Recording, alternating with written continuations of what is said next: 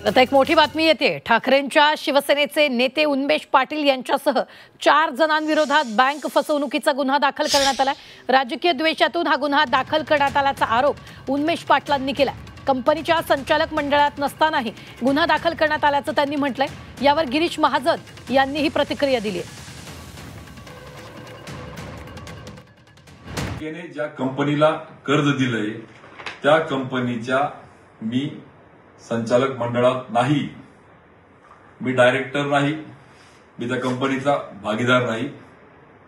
जामीनदार या नात्यानं माझ्यावर तो गुन्हा त्या ठिकाणी दाखल करण्यात आलाय। नंबर 1 चा आरोपी मला करण्यात आलाय की पार्थ पवार हे 99% भागीदार डायरेक्टर त्या संस्थेचे, तिथे गुन्हा नाही होत।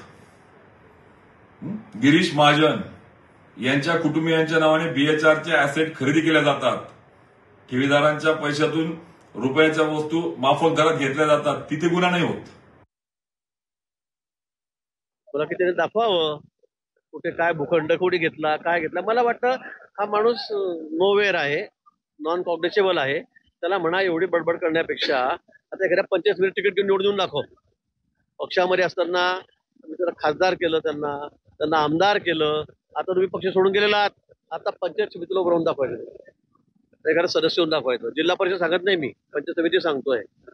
उगाच काहीतरी वायफट बडबड करायची, कोण मत उरते त्यांना?